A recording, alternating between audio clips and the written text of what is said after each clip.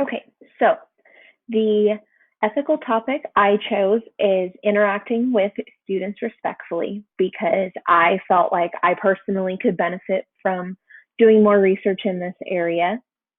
I feel like this is an area where I can really grow, not only as an educator, but as a person in general.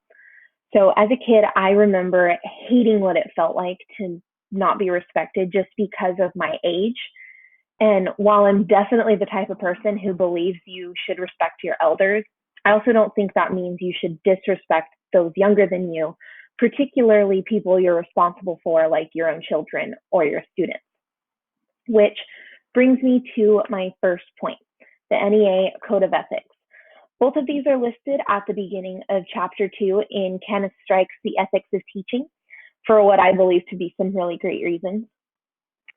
In fulfillment of the obligation to the student, the educator shall make reasonable effort to protect the student from conditions harmful to learning or to health and safety.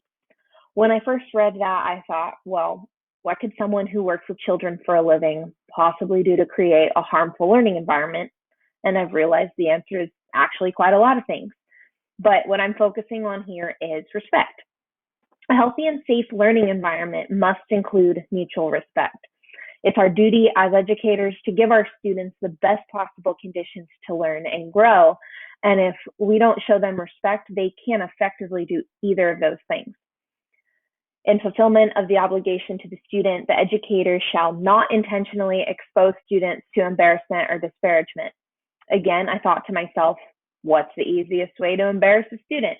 And the first thing that came to mind is calling them out in front of the entire class for a wrongdoing.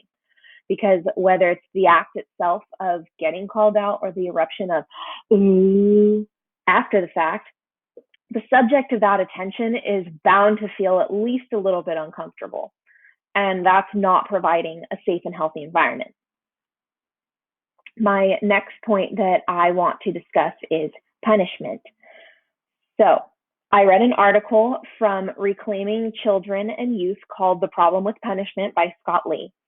He examines schools and programs that work with troubled youth, and he himself is an educator and explained in the article that he has extensive experience working with troubled youth.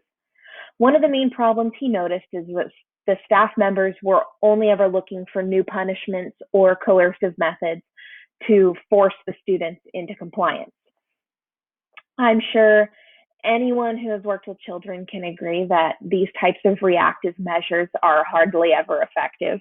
The students who are deemed challenging typically don't have much of a foundation in conflict management.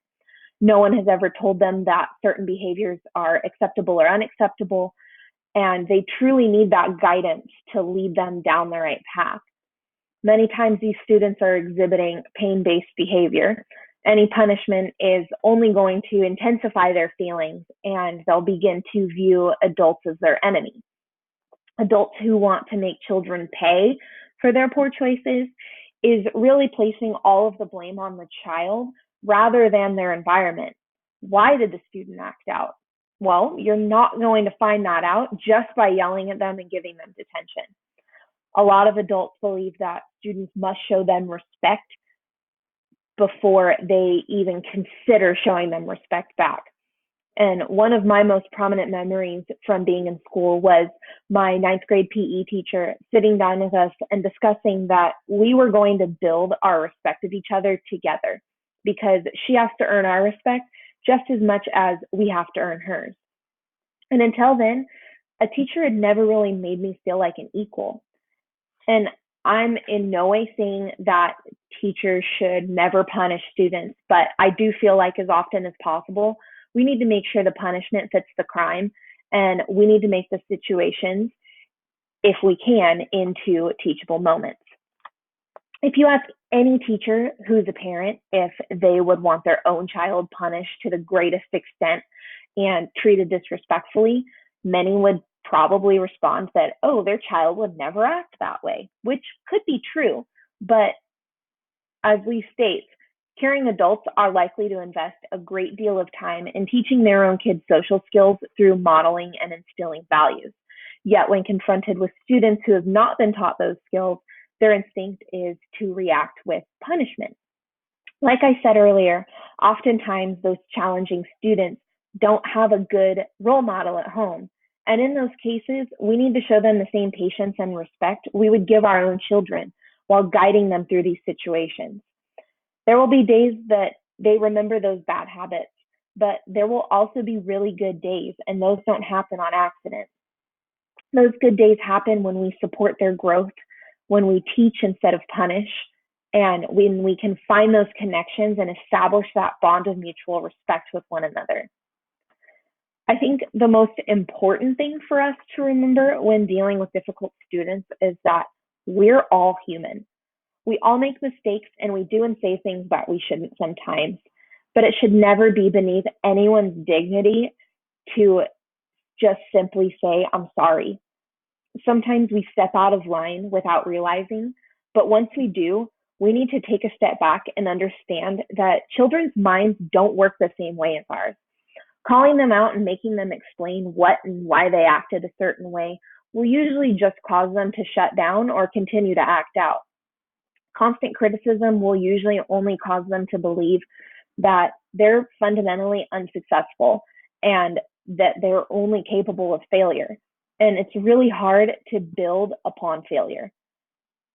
Oftentimes, adults use hurtful words and disrespect toward children to assert their dominance and usually say those things out of anger and frustration. And I just want to add a little disclaimer here. I'm not trying to claim that teachers are these big bullies that are mean to kids. Sure, there's always going to be a few bad apples, but even more often, there's a lot of really good people who just have a couple of bad days. I feel like I have those days sometimes, which is why I chose to research this topic, so I could get more insight and strategies to use on my bad days, which is why I was really glad I came across this article about an eighth grade teacher in her classroom in New York. Ian Elliott, a journalist for Teaching K-8 magazine, visited Miss Leah Brown's classroom at Richard R. Green Middle School. Now, I don't teach middle school and I never plan to, but I do remember it being a time of pressure and uncomfortable growth, and I don't remember much joy or praise. And one thing that Elliot recognized was the amount of smiles he saw around that school, and particularly in that classroom. He noted the amount of positivity and praise around the room. He noted the way in which the students were spoken to and the way they were treated. Miss Brown treated her students like they were intelligent young adults who are capable of learning and learning well. And shouldn't that be how we treat all of our students?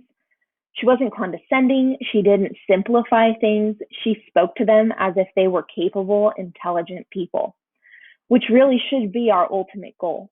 We want our students to grow and be successful. And for that to happen, we need to show them respect. We need to treat them as we would treat our colleagues, because we really are on a team with our students. We need to allow them to be involved in their education, and we can start by just simply including topics that interest them into daily lessons. We need to show them consistency and model the behaviors that we expect from them. Respect in the classroom starts with us. Going back to the quote from Scott Lee's article regarding respect from students being a prerequisite for adults to respect them back, it really should be the other way around. It's our job to build that rapport with our students, and it's our job to help them succeed. We just need to have the skills and the tools to do that properly. So here are the references that I used.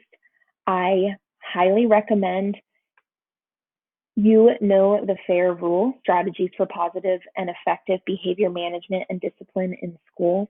So if you get the chance, I suggest you looking that up on the school library. Thanks for listening.